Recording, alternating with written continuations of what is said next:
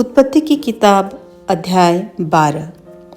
परमेश्वर की ओर से अब्राम के बुलाए जाने का वर्णन।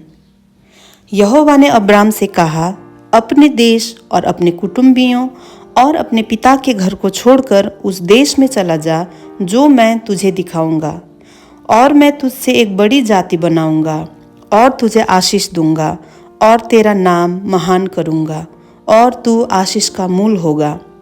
जो तुझे आशीर्वाद दें उन्हें मैं आशीष दूंगा, और जो तुझे कोसे उसे मैं शाप दूंगा, और भूमंडल के सारे कुल तेरे द्वारा आशीष पाएंगे।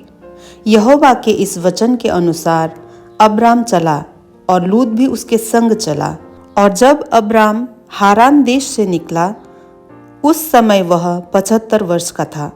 इस प्रकार अब्राम अपनी पत्नी सारई और अपने भतीजे लूत को और जो धन उन्होंने इकट्ठा किया था और जो प्राणी उन्होंने हारान में प्राप्त किए थे सब को लेकर कनान देश में जाने को निकल गया। और वे कनान देश में आ गए।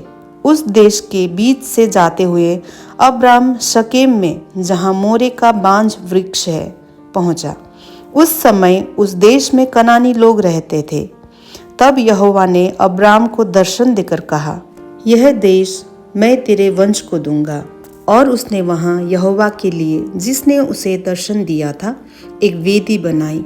फिर वहाँ से आगे बढ़कर वह उस पहाड़ पर आया जो बेतेल के पूर्व की ओर है, और अपना तंबू उस स्थान में खड़ा किया जिसके पश्चिम की ओर तो बेतेल और पूर्व की ओर ए है।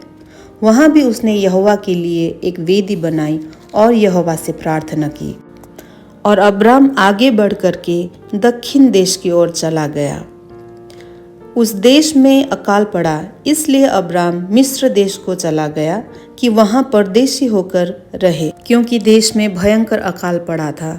फिर ऐसा हुआ कि मिस्र के निकट पहुंचकर उसने अपनी पत्नी सारई से कहा, सुन, मुझे मालूम है कि तू एक सुंदर स्त्री है, और जब मिस्री तुझे देखेंगे तब कहेंगे यह उसकी पत्नी है।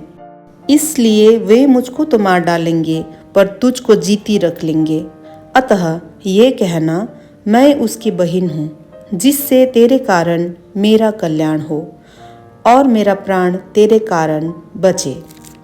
फिर ऐसा हुआ कि जब अब्राम मिस्र में आया तब मिस्रियों ने उसकी पत्नी को देखा कि वह अति सुंदर है, और फिरौन के हाकिमों ने उसको देखकर फिरौन के सामने उसकी प्रशंसा की।